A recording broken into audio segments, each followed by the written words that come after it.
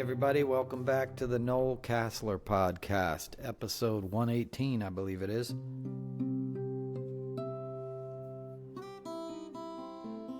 Thank you all for listening. Broke out the 65 LG1. This was my road guitar when I toured with Crosby, Stills, and Nash as a road manager. Not as a guitar player, obviously, but every member of that band borrowed this guitar at one point or another. Used it in the room. Crosby wrote a song on it, which ended up on one of his albums. And Stills used to play it on the bus that I lived on, and Graham borrowed it for about a year. It lived in his apartment. And then I had to go steal it back. Though I was honored that he played it. Anyway, I'll shut up, okay? Nice guitar. Cold music. It's a beautiful day here in the Hudson Valley. I haven't seen such a beautiful fall, I think, in all my years, and I'm an aficionado. I pay attention to those leaves, and I watch every shade that they turn to, and I can't remember it ever being as glorious as it is this particular fall. So if you're in this part of the country and you get that sort of thing, enjoy it. I'll put this down. We'll get to work here. Anyway, good to see everybody. Obviously, it's a crazy time. I've been sort of keeping my powder dry till I could, offer some kind of insight. Not that I'm particularly insightful, but I feel like I have been studying what's going down for too long, right? 9 years. My life got sort of co-opted by this stuff, as many of us did. And a lot of ways, in a lot of ways, that's sort of the problem with this era, is that we're not progressing. I've mentioned that before, but think of the catastrophe of climate change. It's on us now. It's never getting cooler than it is now. It's only getting hotter, which means these storms are only going to get bigger and more frequent. And we need to address that. We're not going to change it, but we can stop it in terms of like not adding to it, not making it worse. And what we're not getting the opportunity to really deal with that. Biden's administration, obviously, there was a lot of climate-related stuff in the Infrastructure Reduction Act, which was a terrible name for a bill, but we're not progressing like we should as a people, as a nation, and the world is on fire, both metaphorically in terms of warfare and in terms of climate change and the disruption from it. And we got this clown who is still standing on the stage, who is still, commanding the media's attention 24/7 and is still neck and neck with his rival. Like, that alone is insane. He should be 40 points behind. It should be as if the Republicans didn't even put a candidate in the campaign this year. They just sat this one out, because that's how little a chance he should have at winning in a normal world. But obviously that's not the case, because we're not in normal times. We're in times that a lot of American people have been culturally conditioned to look past his insanity and to let the things that they agree with allow them to vote. And it's all bullshit. What they agree with is racism and xenophobia and bigotry and all these things that do get handed down in America, especially in red state America and the white suburbs that I live in outside of New York City.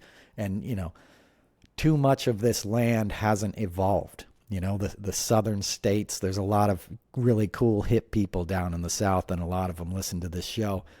And, it's mixed. It's not like the whole country is that way, but in the South in particular, there has been a culture that never wanted to let go of that, right? They still fly Confederate flags. They sort of, they think of it as their birthright, to be a certain way and to act a certain way, as a people. And that's bad, right? We never addressed that. We just figured that kind of ignorance would sort of die off on its own and become marginalized.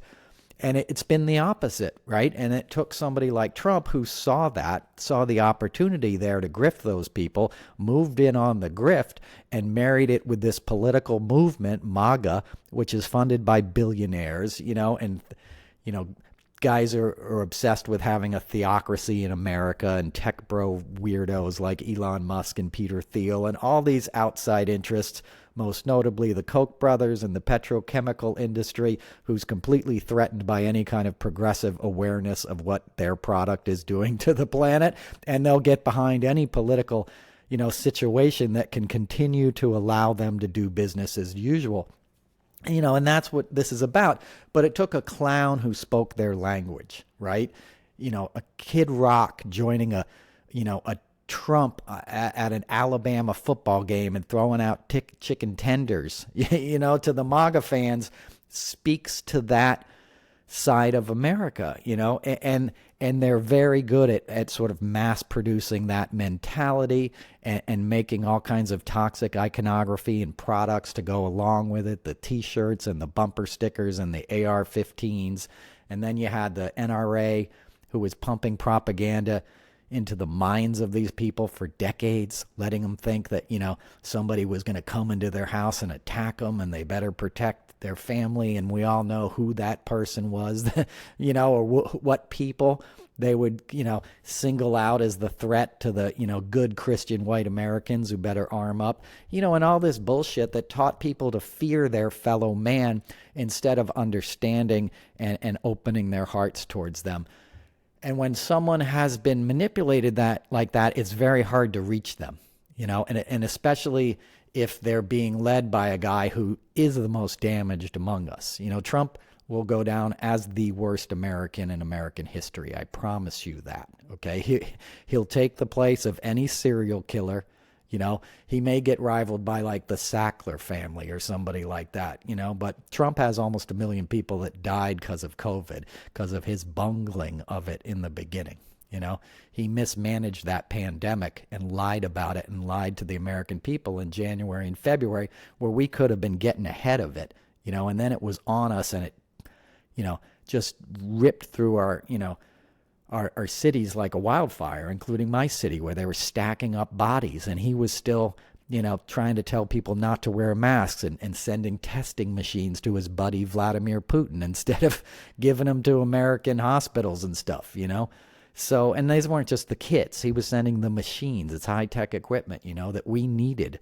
And that's what it was. And a lot of people died, and he realized it wasn't going to help him politically to continue with the sort of like common sense lockdowns and all these things that we had to do. So he was like, I'm going to open everything up by Easter.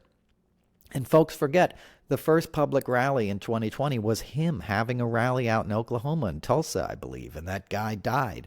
Shucky Ducky guy. I can't remember his name. He'd ran for president, and supported Trump and went there and died. Dozens of Secret Service agents got infected. The dude didn't care. A proper leader, when there's a deadly airborne virus, tells people to stay home, says, I'm going to take care of things, right? Trump didn't do that.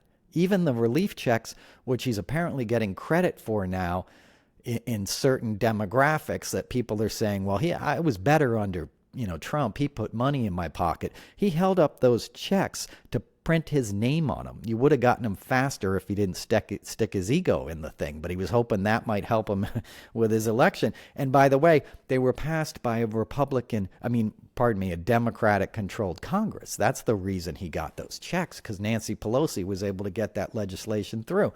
If that had happened today, you don't even have a functional Congress. It's now controlled by the GOP in their home. They're home posing with guns for their Christmas cards. They're not helping people. We need funding right now for the victims of these 2 hurricanes, for the communities that have been decimated. They're not doing that. They're not even passing a further bill to fund FEMA, because they're using it as a political football for Trump, who's actually lying about what's happening in those communities. He's spreading disinformation that's making it harder for rescuers and FEMA and people to do their jobs. I mean, that's a perfect metaphor for who he was in a pandemic, right? He's the last guy you want in an emergency because he's only thinking about himself, and now he's got FEMA workers are under attack because a bunch of hillbillies are like grabbing guns and believing the bullshit. And I'm not calling everybody down there a hillbilly, but if you're somebody who believes the government is out to get you, you might fit that label a little bit, okay? Because it's not 1920s and the man isn't coming for your still in the backwoods, And those people, ironically have been punished by the demographic, or by,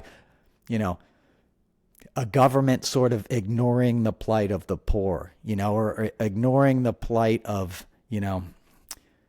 sort of people who grew up in an agrarian society, kind of to some extent, as much as we were. People that were living off the land, so to speak, were always getting the shaft. And they're getting the shaft from guys like Donald Trump, okay? That's who was always been screwing you over. He's a rich guy from Fifth Avenue, okay? He's not the friend of the working man by any stretch of the imagination.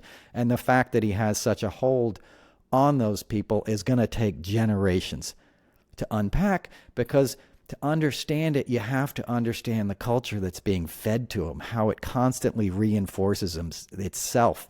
Every time they go to their kid's sports game, or they go to the deli and they wait for their egg and cheese and they see the headline on the New York Post, and then they look past the fact that somebody who probably wasn't born in America is making that sandwich and handing it to them and working just as hard as they are and trying to go home and put food on their own family's table. Those are their brothers and sisters, and they don't see it that way because they get back in the pickup truck and they turn on a right-wing radio show and it's telling them they're being invaded by people that are trying to take something from them. No, it's not.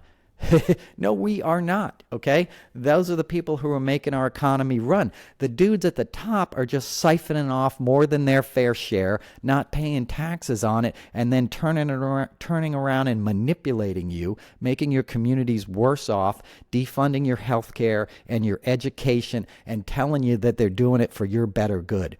For your well-being, and that God and guns and Jesus are all you need to know. Get another flag and vote for Trump and everything will be fine. We'll be great. No, we won't be great. We're actually pretty good right now. Any country in the world, modern country, would take our economic numbers, okay? Our economy is doing great. The Dow closed at an all-time high on Monday. Is it affecting everybody? Of course not, because you're not positioned to take advantage of it, and that's because of systematic things that have happened. And those are real issues and something we need to address, like wealth inequality and billionaires and all this stuff. You're not going to address that during Donald Trump second term. I promise you. You'll address that by working, by voting Democratic, to be honest with you. And we got more work to do on our side, but Biden's policies were pro-middle class. They were pro-working man, and people didn't get that information. And now we got this situation where these people are saying that Trump is better on the economy. It's like nothing could be further from the truth. Folks have been brainwashed with that kind of bullshit my entire life. I was born in 1971, okay? I lived through Reagan. I saw what he did. I saw the sugar high of the early 80s and the deregulation and the Michael Miltons and the Michael Milkins and Ivan Boskis and Carl Icahn, who still advises Trump, by the way. These corporate raiders that went into your working class town in Ohio and West Virginia and Pennsylvania and Kentucky and shut down the factory and moved it overseas, and your town became a rust belt. And then the Sacklers moved in there, Purdue Pharma, and gave you some OxyContin to help all those, hurting bones from using your body, to feed your family. Then they turned their backs on you, moved your jobs overseas, pumped a bunch of drugs into your economy, sold you some guns and a stupid, idiot totem of a leader in the name of Donald Trump, and said, this is your future, this is your retribution. No, it's not. That's more the poison that got you in that position, and you need to get hip to it, okay?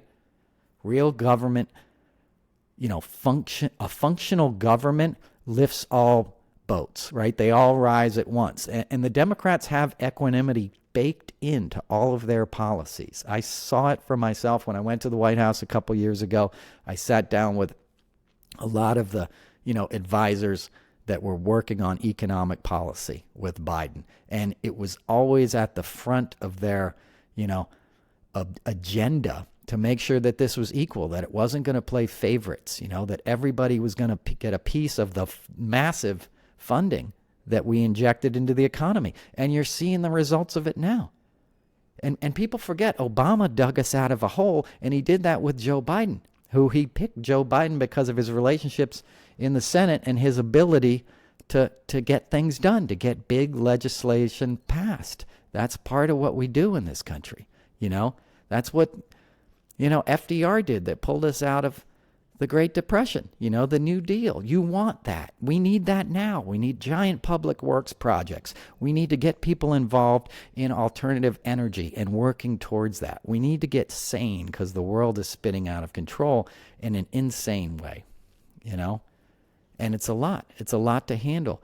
And watching people continue to get manipulated, it's heartbreaking. It's heartbreaking, So I guess this, instead of a full podcast, this might just be like part of a rant, because I got some guys who came to work on the property now, and they might be loud, and I don't see a pause button on this new software I'm using.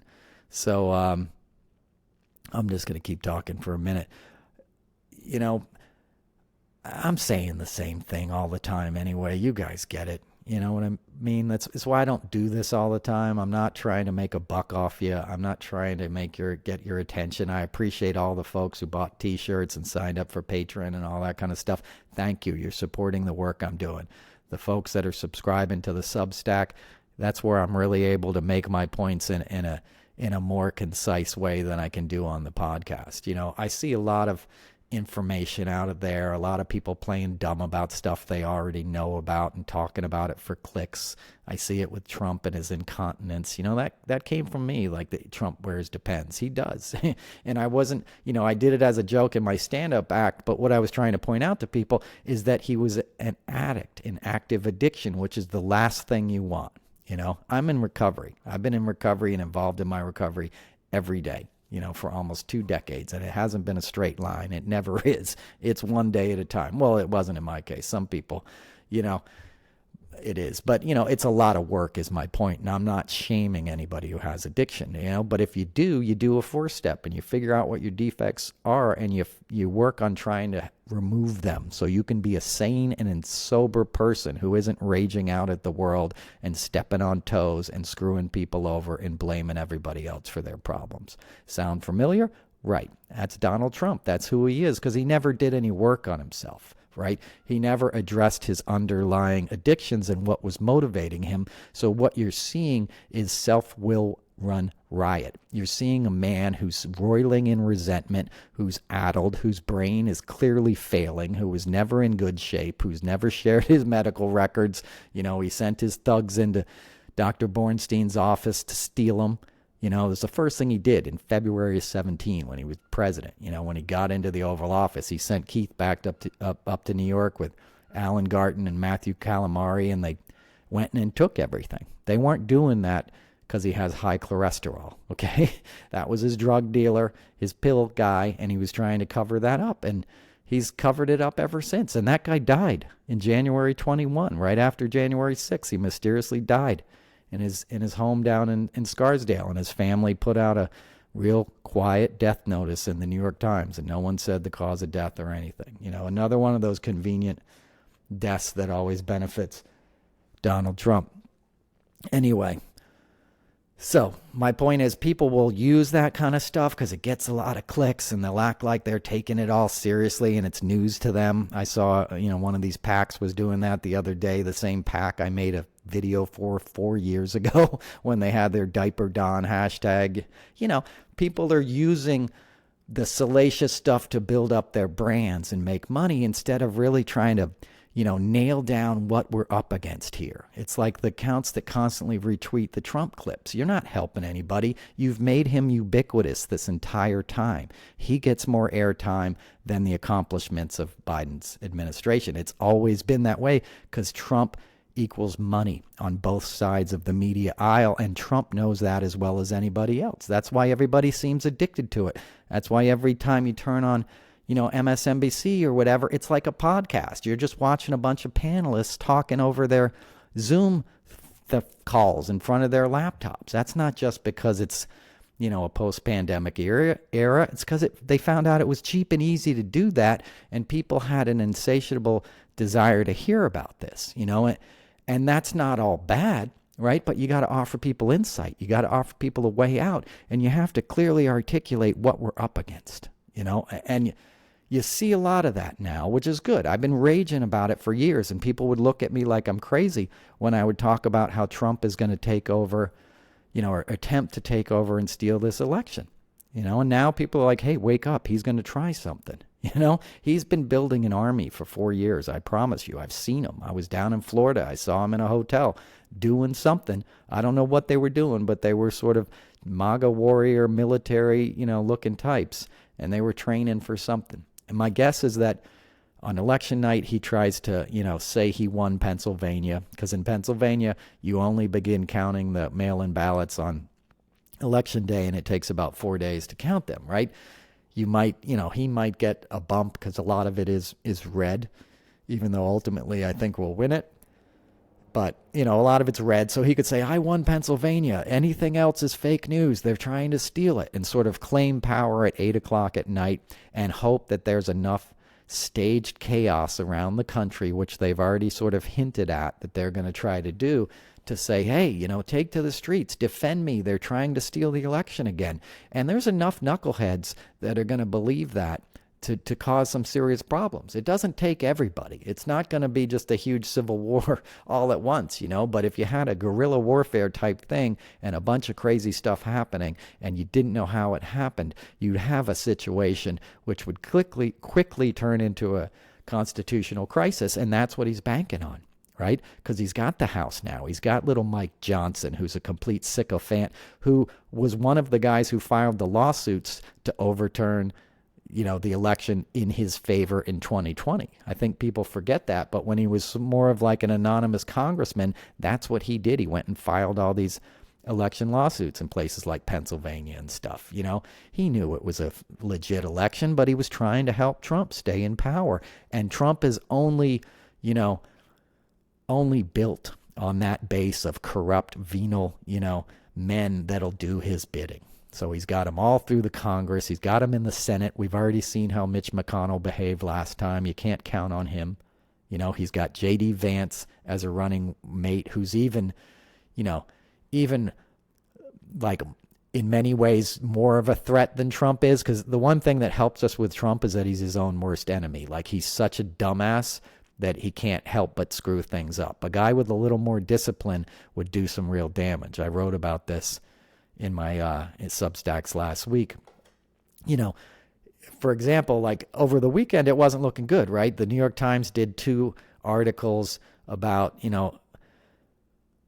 Vice President Harris, like sort of needing Latino and black votes, that how she was sort of losing ground as opposed to, Biden and previous campaigns in that demographic, right? So there's 2 New York Times headlines that are pretty bad on Saturday and Sunday for the Democrats. And a disciplined politician would be like, I'm just going to stay out of the way and let this play out. What does Trump do? He shows up at a rally on Monday night, can't talk because he's so addled. He takes 2 questions from pre-screened applicants, can't even handle that. He's up there with the governor, crush that he has, Kristi Noem, right?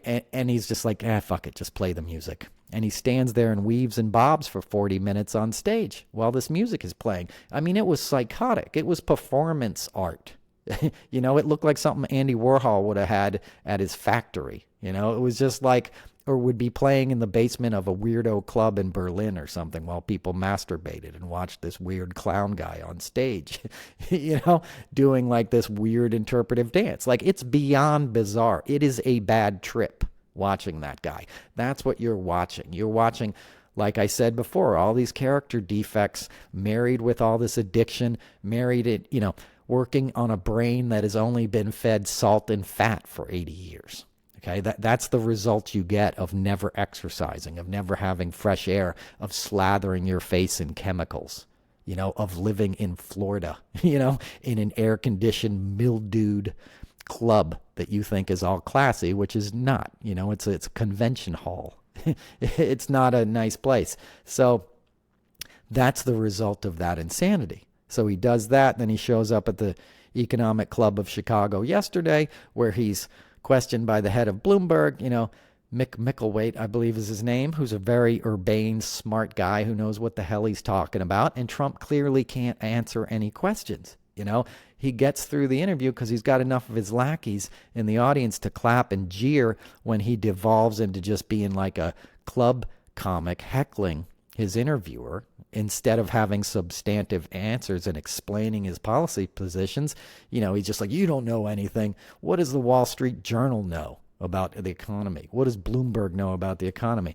A lot, a lot, So, that's where we're at. This guy's just trying to bullshit his followers, enough of them to vote for him, to keep it close enough that he can claim victory and hope the chaos ensues enough to hand it to him. And whether that happens in the House or goes all the way to the Supreme Court, as we saw in 2000, it can happen that way. If it's tight enough that he can contest it, we're in trouble. So it can't be that tight. You have to show up in numbers like never before. If you know somebody who's not planning on voting, who's maybe younger, has to work that day, figure out a way now to help them vote. Because they're also going to be trying to eliminate people from the voter rolls. And voting has begun. It's begun in Georgia. It's begun in a few states. And it's only going to increase. We got 3 weeks, right? Not even. Less than 3 weeks. That's no time, but it's enough time. You follow me? It's all the time you may have if you want to save this place. And I believe we will. Don't let me get you too bummed out. This is the good news. We're on the good side of it. But you don't want to not do enough and then sit there, on November 6th and say, oh God, here we are. Because we're going to be in that way probably for a while, no matter what happens. But at least if we know we left it all on the field and we did show up in numbers, that the truth and the facts will bear us out. If that is in any question, or, God forbid he won outright, which is the doomsday scenario that could also come true according to these poll numbers, and that's part of a larger sickness, not only in his base of support, but in the way messaging worked on the left. And, things I've talked about a lot before on this podcast, how people felt like they were fighting back because they're, following somebody on Twitter and sending money to a PAC or something. And that PAC was basically just making content, preaching to the converted to build their brand and make money, and not really reaching across the aisle. Because if those things truly worked, the numbers wouldn't be as they are, right? So clearly enough has not been done in terms of outreach to educate potential Trump voters and Republican voters, right? Because why would you, when you can make all this money just doing your YouTube thing every night and grifting off of people on Twitter? And I know folks don't want to hear that, but it doesn't make it untrue. That's fine if that entertains you or it makes you feel part of a community or something, but that won't necessarily translate into an electoral college victory. And that's what you need to understand, the hard facts about how our democratic system works. It favors the ignorant in a way, right? The electoral college was so the Southern guys, could still have their fair share, right, of say. Because by population, they were sort of a minority. So if you did it just by population, they'd be in trouble, right? So much of this country has, its history in racism and in sort of protecting white mediocrity. And that white mediocrity flows to the top. It's like a pyramid scheme. And that's a lot of what Trump is, right? He wants the dumbass guys who are rich for doing nothing, the fail sons, to keep moving forward, and that's why he's attractive to somebody like Elon Musk, who's clearly a fraud himself, who takes credit for other people's work, who paints himself as a genius. He got lucky on an investment, in PayPal early on and bought somebody else's idea of Tesla and then just reimagined himself as this cartoon character who appeals to cyber bros, and kids in their mom's basements thinking they're going to make all kinds of money on Bitcoin or something, playing video games. It ain't going to happen, but I see why it's popular. And the internet is like the modern, carnival barker runway where somebody can just sell all kinds of stuff, and enough people will buy it that you're like, hey, this is great. I don't have to work anymore, So people leave their careers to become influencers and stuff, which is never a good sign, man. It's never a good sign. You have to understand what's really at stake, and what our sort of modern attention economy and all this rancor and insanity that we viewed online, how far it takes us away from one another, I'm writing a book I've been writing for a year. It's like a novel. I got to type it up. I finished it recently. But it's about that. It speaks to how isolating it is to live in this modern era where everybody's connected, but everybody's kind of alone in a way. And it's about a guy who goes to live in the woods, essentially, just to let the trees teach him and the animals, and how everything is interconnected in nature. And there's a harmony and a wisdom to it. And I think if we remove ourselves from that too much, we get addicted into this like online reality, which in many ways is real. And some people can only, reach out that way, or it helps them feel connected. And I get that. I'm not dissing it in all cases. And I have people that mean the world to me that I don't have the time to always get back to your messages and stuff. But, people have said some very kind things to me about the stuff I've been doing. And if it helps you in any way communicate with those around you about what's really at stake, that's a blessing and a responsibility that I take seriously. And I try to not manipulate you on that. And I'm also like sort of anti-algorithm. So when things get popular, they want you to keep doing more of it. And that's when I pull back. I'm like, no, I'm not letting a computer dictate what I do. I'm not going to put content out if I don't have anything to say just to put it out to keep my numbers up. There's other ways to make money, and I'm not doing this to make money, but I'm trying to make that larger point about how so much of the modern world is pulling us out of the real world. Reality is right here and now. Reality is that sun that's coming through that window, and your window are those clouds that are overhead, and those birds singing, and that grass, and those golden leaves and red leaves that are falling to the ground. That's beautiful. It's like a symphony. It's just like my favorite time of year because everything kind of comes to fruition before it rests, before it falls into the silence of winter, and I love the trees then too, because you just see the branches without the leaves. And I draw those obsessively. I draw every day and paint and all that stuff, which I'll share sometime soon with you guys on here. But, it's like I'm always saying, you gotta get into awareness. You gotta say, well, where is reality? Where are my feet right now? Are the people I love here in my home? Do I have enough food to eat? Do I have a roof over my head? I'm doing okay. Am I no longer addicted to substances or drinking or whatever? Then I'm doing okay, one day at a time, because I've been in that hell. I've been disconnected from reality because of, not wanting to face my own pain and wanting to numb out. And that only works for a while. And then you just become, a prisoner to that kind of lifestyle. And I find the same sort of feelings around the internet and stuff. It's a sugar high. You can get angry, and I get angrier than most. I log on to Twitter and I'm going to get real pissed off because the injustices just keep coming at you. Trump is such a freak, and he's supported by these just miraculously immoral men that you're just stunned every day at their ignorance and their bigotry. It's hard to not become overwhelmed or give in to the anger, and that's sort of where they want us, and we have to figure out a way to keep our humanity in the midst of all this, because that's what we're fighting for. We're fighting for other people. I'm fighting for the kid who feels threatened going to school being himself, because he lives in a community where a bunch of Christians are telling him it's wrong to be gay, him or her, or whatever they identify as. There's nothing wrong with that. You were beautiful just the way you were born. Go live your truth out loud. But we needed to move into a world where that was being supported, and it no longer is. The immigrant child who's thrilled to be living in Springfield, Ohio, who already saw too much trauma and heartbreak in Haiti and had the upheaval of moving and leaving your country, which is already going to throw a wrench into a childhood, to then land in a place where they were doing well and prospering, and people were watching their children assimilate and prosper into a new community and build a life, and have it ripped away from them because J.D. Vance wanted to come up with some racial trope, to manipulate the people that he's supposed to represent. And then Donald Trump repeats it in a debate. And then we got 3 weeks of BS and idiots calling in bomb threats, and threatening people. And then this, parents can't send their kids safely to schools because the color of their skin is different, than what had been in that community before, which wasn't even true because there's all kinds of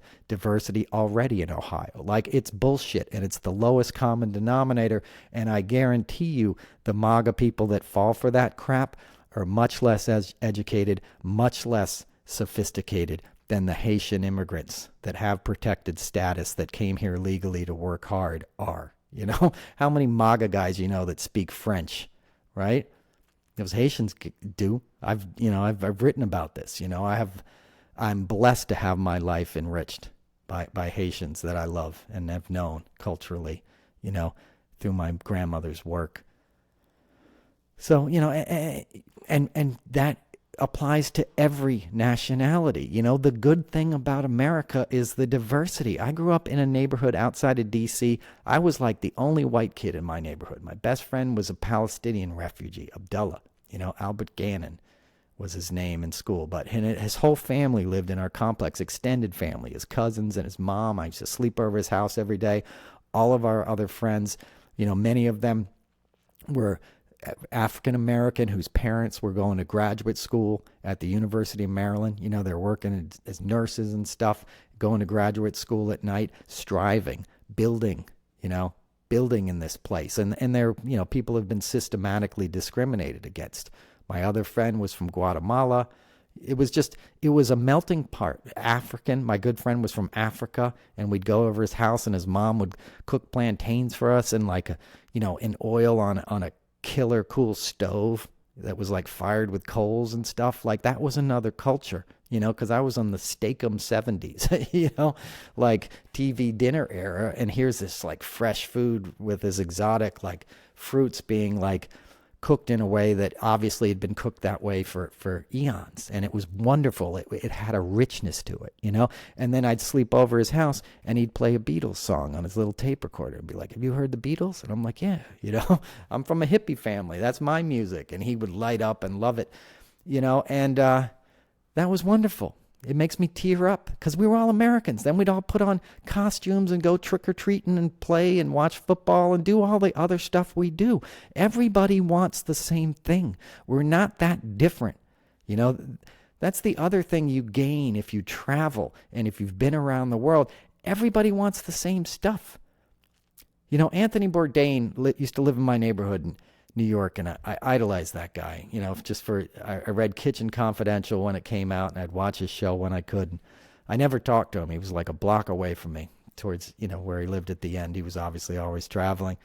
One time I saw him, and I followed him for a couple blocks, like hoping he'd stop, and I'd pretend to just be next to him before we crossed the street, but it never happened. But he said this thing like, when I travel and I go to a different place, I look to see where the workmen are eating. You know, where's the guy who probably doesn't have a lot of money to spare? Where's he eating lunch and lining up? You know, what food cart or whatever is he at when you're in like some seemingly exotic culture? And that was such great advice. And I took that advice when I traveled with bands, when I'd be in Singapore with CSN or something. I'd walk out. I'd go to wherever the street stuff was, right? Wherever people were getting a quick, hot lunch. That's where you'd want to be. And then you'd just look and see whatever was most popular, and I'd buy some of it. And I never knew what it was, but I knew it was good because somebody's eating it. That's how love works, right? Everything feels good. If somebody's doing it, it feels good. It's there for a reason. That's what culture is. Culture is food and art and paintings and, you know, myths and traditions that have helped people, right? That have helped them get through their particular climate or culture or adversity. And it's been hardened by the truth, by being tested in a real world. So that's a rich thing. Those are the things you don't want to lose from this planet. You don't want to homogenize the place where everything is just a CVS and a McDonald's and stuff. You want that individuality because that's the richness, you know? That's like if you look at a rock and it's got all those like lines in it, like striations or whatever it's called, right? That's from just eons of being pressed together. Those black lines were leaves once, you know, and now they've hardened into marble, you know, and they form a pattern only in that particular way. Things happen like that in cultures too. You know, things are handed down and buttressed and polished and celebrated and protected and lifted up. And if you have the opportunity to come in contact with them, that's a gift. That's life offering you something to learn, right? And the more diversity you have around you, the more you're going to learn, the richer your life is going to be. You know? Go to the National Gallery in London, right?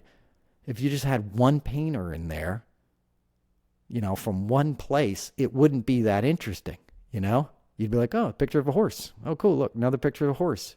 You know what I mean? But that's mostly European art.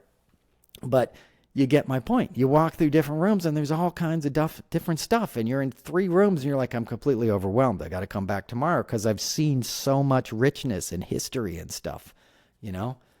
I don't know if that analogy works in your brain, but that's what I'm talking about. You want as much truth and human expression as possible. You want a world in which people feel free to be themselves because they're all working towards the same goals. Everybody just wants to, you know, have a family, have a nice house or not have a family, be in love, work on their art, work on their garden, work on their car, work on whatever it is, you know, work on their hobbies, read a book, light a fire. You know, just live, be entertained, stay healthy, which is an increasing challenge in this world that's become so toxic, you know, with real pathogens in the air that can kill you or debilitate you, you know, so you can't live amongst the people anymore. And then you got one of the political parties is like, that's not even real, it's a hoax, vaccines are bad, you know. These things are part of human progress, and they're turning their backs on something like vaccines. You know, I don't think a lot of Republicans read history books. I know Trump doesn't because he doesn't read. You know, he barely can read. He does have a learning disability. No shame in it, but his parents hid it, so he's always read like a, you know, at a very stunted level, to be polite, right? So he doesn't understand history, but you guys do. You know, plagues, polio, you know, measles, smallpox, like there's bad things that have made people suffer, you know, and a lot of work and a lot of treasure and a lot of brain power and money went into preventing that stuff and vaccination programs. And they'll just toss it aside because it'll give them some clicks online, and then maybe they'll get some stupid quarterback to retweet it. And maybe that stupid quarterback will get to go on Joe Rogan's show, and then maybe he'll see it. Maybe the dumb comic bros who hear that will make a joke out of it in a nightclub to get laughs and reinforce this culture of ignorance that some people are getting rich off of, so they're doing it. You know, they're promoting ignorance because it pays well. And that's always a bad sign too. It's always going to be the lowest common denominator that sells the most. That's just the way culture works. You know, it's just the way commerce works. But, you know, and that's okay. There's room for things to be popular, but when they're popular and detrimental to the public health, that's when you have a problem, right? That's when fascism spreads. That's when intolerance spreads. That's when you're fed lies like this country is just for one religion and one race of people. It is not. This is not a white Christian nation. If you grew up that way, good. This wasn't even your nation. This was a Native American land, okay? Until some psychopath, sailed over from Spain and got thrown in jail basically when he went back to Spain for being such a scumbag, and his birthday or whatever was on Monday, and some people still use it as a cultural wedge to divide people when the truth is known that Columbus was a genocidal maniac, you know what I mean? But this isn't what you think it is. You've been sold a myth about what America is. At its best, America is a beacon of freedom and democracy. It is a place that took in people from all over the world and allowed them to prosper. And none of those ethnic groups escaped what's being forced onto others now. The Irish, my people, were called, dogs. No Irish or dogs need apply, right? Italians, wonderful craftsmen that came here highly skilled were discriminated against, The country was built by people who were brought here against their will, and people don't even talk about paying reparations, where you should. We should. You got to make it right. You got to make an amends to wrongs done to fully understand where you are and move past that darkness.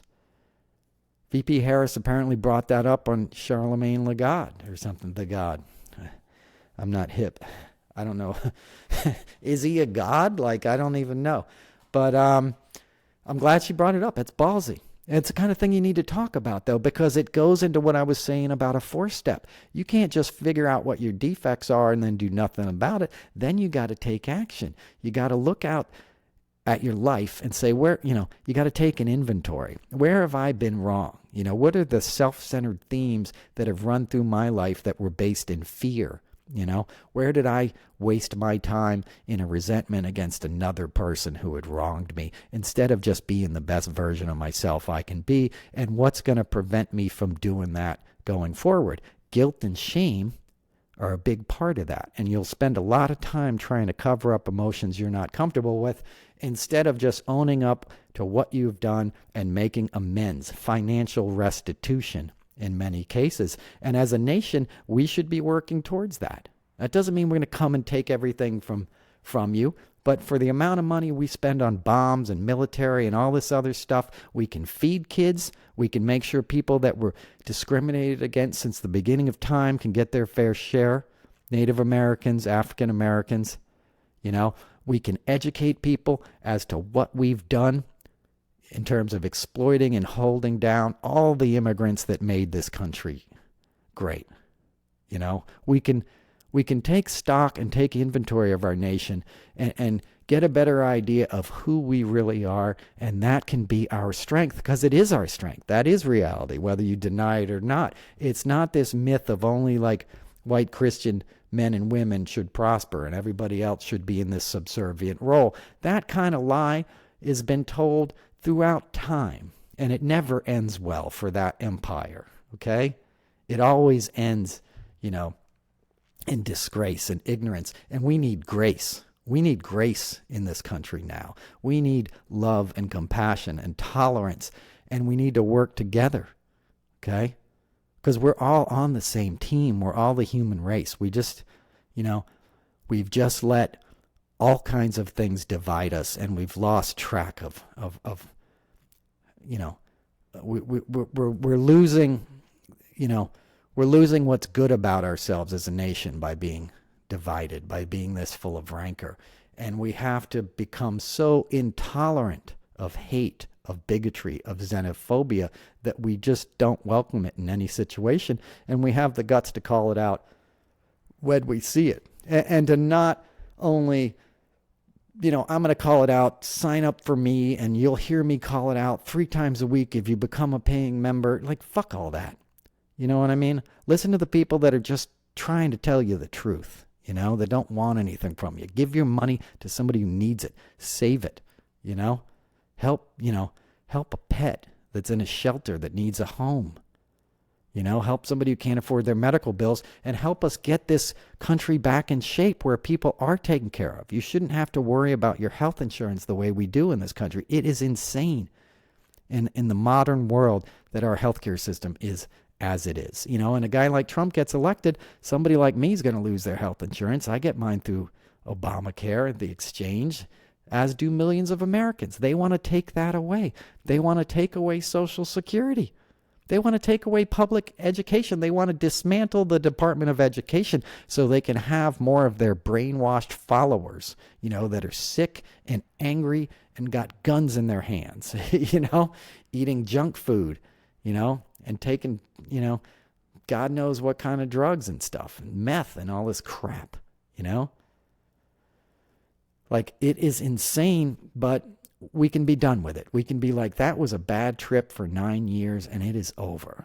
It won't wash out immediately. It takes a while to get that kind of stink out of people. But, he loses the election. He becomes pretty ineffectual. A lot of people will try to keep it alive and, oh my God, do you believe what he just said today or what he called President Harris? Let that stuff go. We didn't let it go last time, right? We didn't let it go when Biden took office, so they got Let's Go Brandon and all this stuff, and we had all these trials, which never came to anything because the fix was sort of always in at the top. He was always going to be able to weasel out of this or that, or delay this or that, or get a corrupt judge, or attack the prosecutor as he did in Georgia. Hopefully he will lose in November. He'll get sentenced in New York and actually have to go to jail or something. I really don't believe he would ever be in jail. And it won't have been enough. His fake assassination attempts won't have been enough. His stupid rallies won't have been enough. His ugliness, his bigotry, his like, I'm going to be a fascist and the other side is evil and the enemy. No, they're not. You know, I'm not going to call MAGA people evil and the enemy. They're brainwashed. 101, most of them are pretty decent people. They're workmen and stuff, you know, and finance bros and whatever. It's not any kind of generalization, you know. But I know, at least in my part of the country, the kind of folks that are drawn to that. And they see themselves as the good guys. They don't see themselves as the bad guys because their culture reinforces it. And they don't even recognize their own racism because everyone talks that way. You know, everybody makes those jokes, but they don't, right? If you go to a city or something, everybody isn't that way. But if you stay in your same suburban town, it tends to be that way. And peer pressure is a real thing. So they're afraid to really venture out beyond the confines of this conservative idea of what an American or a patriot is. And we have to pull people in from that. And I believe we'll be able to do that if we can defang this loser, you know, on November 5th. And that's what we're going to do. We're going to show up and vote. We're going to get rid of this asshole. Okay? That may be enough of a rant.